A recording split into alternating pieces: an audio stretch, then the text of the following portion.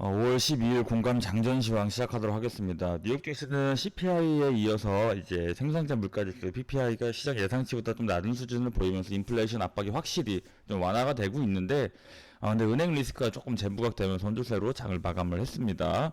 지금 이 지역 은행들을 둘러싼 은행권 리스크들이 좀 심각한 부분이 위험해 보이는 부분들이 있는데, 팩 웨스크 뱅코프는 이날 이제 공시를 통해서 5월 첫째 주에 예금이 9.5%가 줄었다고 이제 공시를 좀 했어요. 그래서 예금 인출의 대부분은 회사가 좀 전략적 옵션으로 좀 검토를 한다고 이 밝힌 이후에 나타난 현상인데, 그러면서 이제 즉각 가용 가능한 이제 유동성이 150달러에 달한다고 좀 투자자들에게 좀 안심시키는 발언을 했는데, 아무래도 좀 지난번 기억 때문에 그랬는지 이제 좀 이게 진정이 되지는 않는 것 같은 모습으로 좀 20%가 넘게 좀 시장이 좀 폭락을 했다. 그래서 지금 당장 은행권 리스크가 부각이 무슨 문제가 엄청나게 생기고 뭐 그런 거는 아닌데, 지금 이 투자자들이 바라보는 시선이 굉장히 좀 곱지 않다라는 부분이 좀, 안 좋은 부분으로 다 나가고 있고, 또 6월 초 이제 디폴트에 대한 시한을 앞두고 정치권의 부채 한도 협상에 대해서도 불확실성이 계속되고 있는데, 사실상 이 디폴트 관련해서는 예전에 이제 그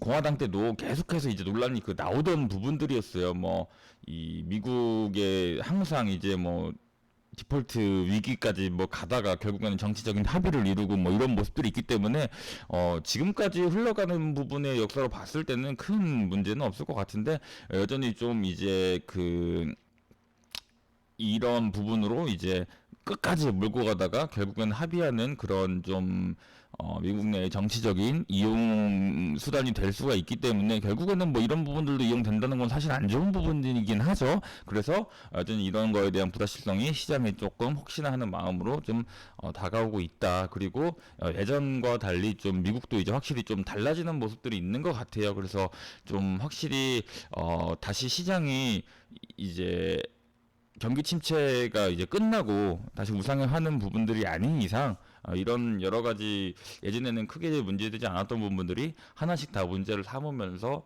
약간 좀 투자자들에게 불확실성을 줄 수 있다 정도라고 이해를 하시면 될 것 같아요.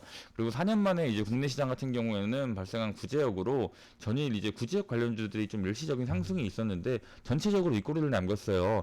앞으로 이제 뭐 이 구제역이 좀 추가적으로 확대가 될지 좀 발빠르게 진압이 될지는 지켜봐야 되는데, 일단은 금요일이잖아요. 주말을 앞두고 있고, 그래서 오늘도 이제 반짝 슈팅은 조금 나올 수가 있는데 어제보다 슈팅 폭이 좀 적을 수가 있고, 혹은 많더라도 빠르게 좀 더 윗꼬리를 남길 수가 있으니까 추격 매수를 한다기 하는 건 좀 자제하는 게 좋을 것 같고요. 다만 이제 주말간 좀 확대 이슈가 있거나 하면은 다음 주부터는 이제 본격적으로 좀 시세가 나올 수도 있겠죠. 그래서 이제 슈팅이 나온 다음에 윗꼬리가 쭉 나오고 시세가 다시 다 빠지고 난 다음에 좀 금일 종가 움직임을 좀 보면서 괜찮다 싶으면은 좀 정배를 고민해보는 정도로 좀 접근해보는 게 좋을 것 같습니다.